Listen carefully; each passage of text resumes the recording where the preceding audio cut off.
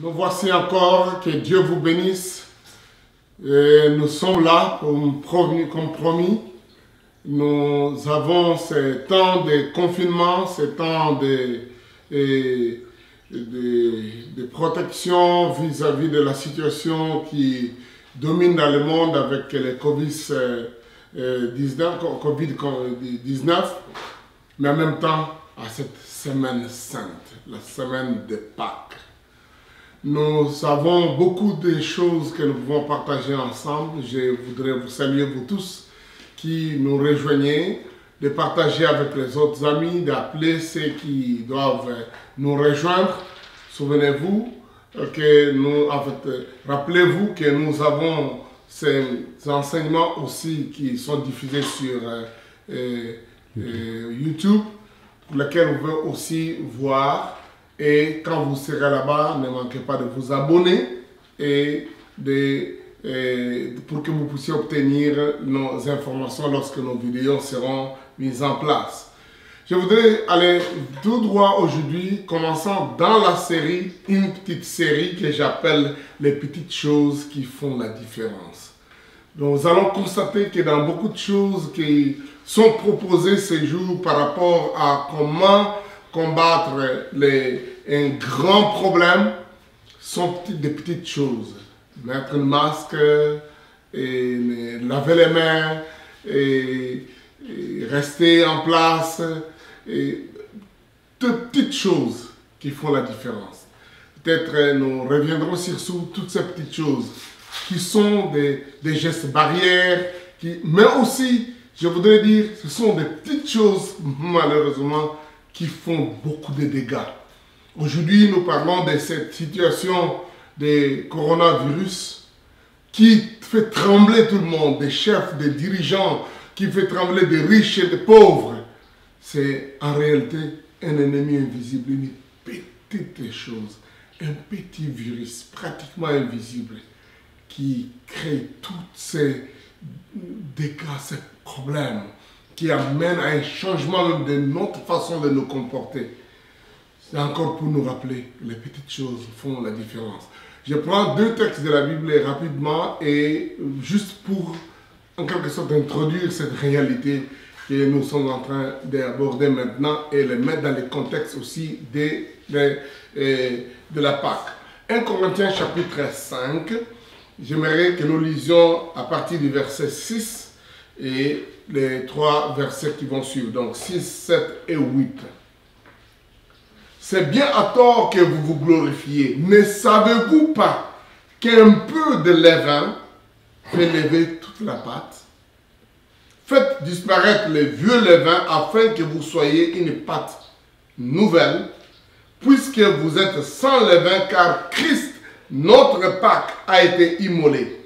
Célébrons donc la fête non avec du vieux levain, non avec du levain de malice et de la méchanceté, mais avec les pains sans levain de la pureté et de la vérité.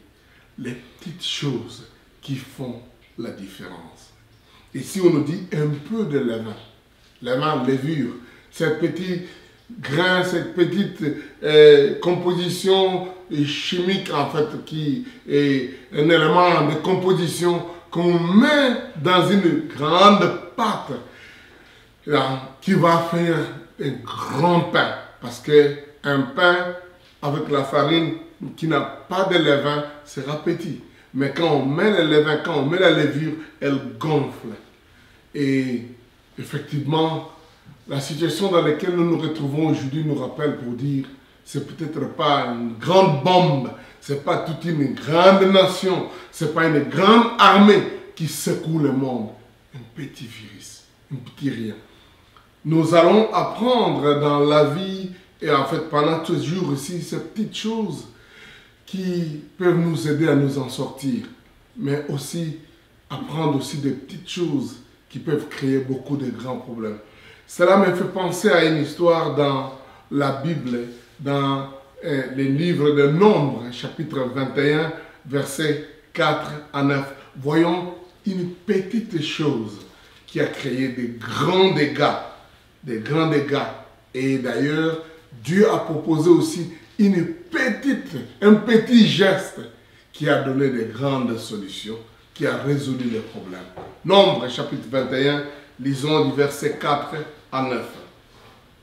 Ils partirent de la montagne de Hor par les chemins de la mer Rouge pour contourner le pays d'Édom. Le peuple s'impatienta en route et parla contre Dieu et contre Moïse. Pourquoi nous avez-vous fait monter hors d'Égypte pour que nous mourions dans le désert? Car il n'y a point de pain et il n'y a point d'eau et notre âme est dégoûtée de cette misérable nourriture. Alors l'Éternel envoya contre le peuple des serpents brûlants et ils mordirent le peuple et il mourut beaucoup de gens en Israël. Le peuple vint à Moïse et dit, nous avons péché et nous avons parlé contre l'Éternel et contre toi. Prie l'Éternel afin qu'il éloigne de nous ces serpents. Moïse pria pour le peuple. Et l'Éternel dit à Moïse, fais-toi un serpent brûlant et place-le sur une perche. Quiconque aura été mordu et les regardera conservera la vie. Et Moïse fit un serpent d'airain et le plaça sur une perche. Et quiconque avait été mordu par un serpent et regardait le serpent d'airain conservait la vie. Des gestes simples. À cause de tous ces morts, les textes, d'ailleurs, peut-être 1 Corinthiens 10 fait allusion à ça, qu'il y a eu pratiquement 23 000 morts. Il y a eu plusieurs morts. C'était juste un petit problème, une petite attitude, l'impatience. Les gens étaient devenus impatients. Impatients, ils étaient mécontents, ils murmuraient, ils parlaient. Un petit rien aussi. Savez-vous combien de gens murmurent contre les autres? Ça donne l'air de rien.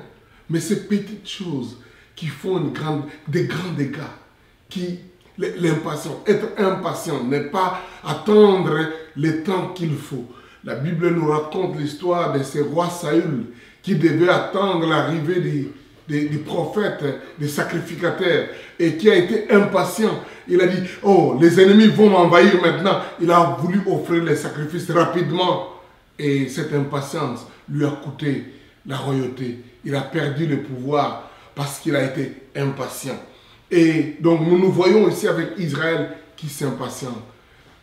Nous avons du mal, nous avons des problèmes, nous sommes confinés. Peut-être c'est l'impatience aussi qui va régner, qui va risquer. On est en Libye pour la plupart. Nos frères qui sont en Chine, ils ont déjà fait 3 mois. Et d'autres viennent de faire peut-être 1 mois ou 2 mois, quelques 2 semaines. Et peut-être il y en a qui viennent commencer le confinement que maintenant. Veillons pour que l'impatience n'amène pas des serpents brûlants, n'amène pas que cette situation s'aggrave. Donc, nous devons tous commencer à prendre, comme on dit en français, notre mal en patience. Notre mal en patience. Je ne voudrais pas dire nous habituer au mal, mais quand même ça fait mal, quand même ça coûte un sacrifice, acceptons ça. Soyons patients.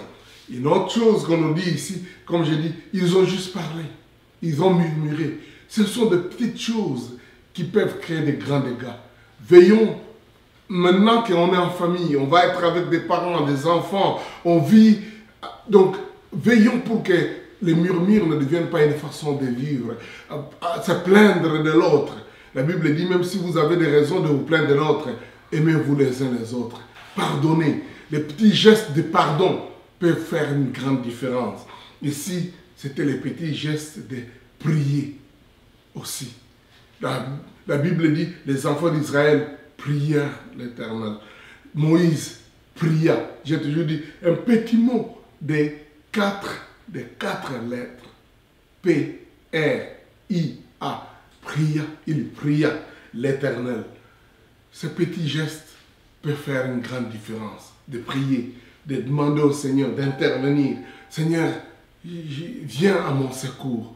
Prie lorsque tout ne va pas. Ce petit geste, je parle de ce geste, ça peut faire une grande différence. La prière peut changer beaucoup de choses.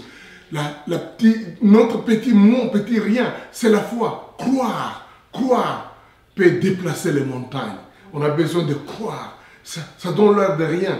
En français, le mot, donc, le fait de croire, savoir la foi, c'est juste trois lettres. F-O-I. La foi peut faire la différence et peut transporter les montagnes. Je parle de ces petites choses qui peuvent faire la différence. Et il pria et Dieu l'inspira. Il dit, prends un serpent que tu vas fabriquer, mets-le sur un poteau. C'est le serpent déjà qui nous maudit. Il y en a des milliers. On va encore multiplier, encore en faire un autre. Non, peut-être un petit ordre, une petite orientation. Quelque chose qu'on vous demande de faire, ça risque de... Oh, mais ça c'est trop. Oh, on en a marre avec ça. Quoi encore qu'on nous demande? Que Moïse pouvait se plaindre. Il dit, Dieu, on a déjà trop de serpents qui nous maudissent. Non, c'était un serpent différent. C'était l'image de Christ lui-même. Dans Jean chapitre 3, verset 14, Jésus dit qu'il est lui, ce serpent des reins qu'on a élevé. Mais ce qui est intéressant ici, Dieu dit, fais un serpent brûlant, place-le sur une perche. C'est-à-dire, mets-le à un endroit où tout le monde peut voir. Mets-le à un endroit, un pédestal. Ça préfigurait la croix. Il est mort, Jésus crucifié. La période de Pâques nous apprend qu'on l'a même mis sur une croix, sur un croisé de chemin où les gens pouvaient traverser, voir. Et la Bible dit, et quiconque aura été mordi et les regardera, conservera la vie. Un geste simple encore. C'est les petites choses qui font la différence. Regardez. On ne leur demande pas de courir, de prendre des bâtons pour aller tuer tous les coins. Peut-être ce n'est pas ça qu'on vous demande, de tuer tous les virus qui sont... Mais de regarder la croix, de regarder ce serpent. Quiconque devait regarder. La Bible dit, Moïse fit les serpents, les plaça sur une perche. Quiconque avait été mordu, qu'est-ce qu'il devait faire? Regarder les serpents des reins pour conserver la vie. Des petits gestes, des petites choses qui font la différence. Regardez ici, c'est un regard de foi. La Bible dit Christ est l'auteur et le consommateur de notre foi. Et nous devons voir les regards fixés sur lui. Hébreux chapitre 12 dit, ayons les regards fixés sur Christ qui est l'auteur et le consommateur de notre foi. Pendant ce temps où tout est troublé, peut-être il n'y a pas assez d'eau, il n'y a pas de moyens, il n'y a pas de lumière, vous n'avez peut-être pas de méga, vous n'avez pas peut-être... Mais regardons à Christ. Et ça, vous pouvez le faire tout seul dans votre chambre. Vous pouvez le faire tout seul dans votre maison. Ayons ce regard de la foi, les petites choses qui font la différence. Je crois que si nous pouvons faire ces petites choses qui font la différence, nous pouvons combattre cette petite chose qui dérange, cette petite chose, ces petits virus, ces petites maladies, cette situation qui crée des dégâts, qui tue des gens, qui paralyse l'économie, cette petite chose de virus qui crée des problèmes. Combattons-le aussi avec des petits gestes qui font la différence. La prière, la foi, la contribution, peut-être en nous couvrant, en mettant un masque, en nous lavant les mains, ces petites choses qui peuvent faire la différence, par lesquelles nous devons combattre et triompher. C'est l'exhortation que je vous donne et nous croyons que nous pouvons chaque jour venir avec ces petits gestes, ces petites choses, ces petites leçons qui pouvons faire la différence. C'est ma prière pour vous. Laissez-moi faire pour vous aussi la petite chose de la prière. Père, oh Dieu, entends les cris de tes enfants. Il y en a qui sont infectés maintenant. Je te prie, oh Dieu, toi qui as guéri ceux qui étaient mordus par les serpents, par les simples regards du serpent des reins.